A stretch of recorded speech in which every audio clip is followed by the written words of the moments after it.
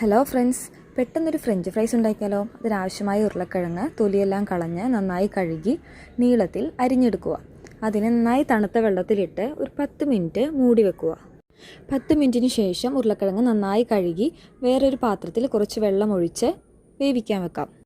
ഉരുളക്കിഴങ്ങ് നന്നായി വേവേണ്ട ആവശ്യമില്ല, പകുതി വേവായാൽ മതി. അതിലേക്ക് ആവശ്യത്തിന് ഉപ്പും ചേർത്ത് നന്നായി തിളച്ച് വരുമ്പോൾ ഇതിലെ വെള്ളമെല്ലാം ഊറ്റിക്കളഞ്ഞ് വെള്ളമെല്ലാം പോയതിന് ശേഷം ഒരു പാത്രത്തിലേക്ക് ഈ വെന്ത ഉരുളക്കിഴങ്ങ് ഇട്ട് അതിലേക്ക് ആവശ്യമായ കോൺഫ്ലവർ പൊടിയിട്ട് ഇതുപോലെ തട്ടി കൊടുക്കാം.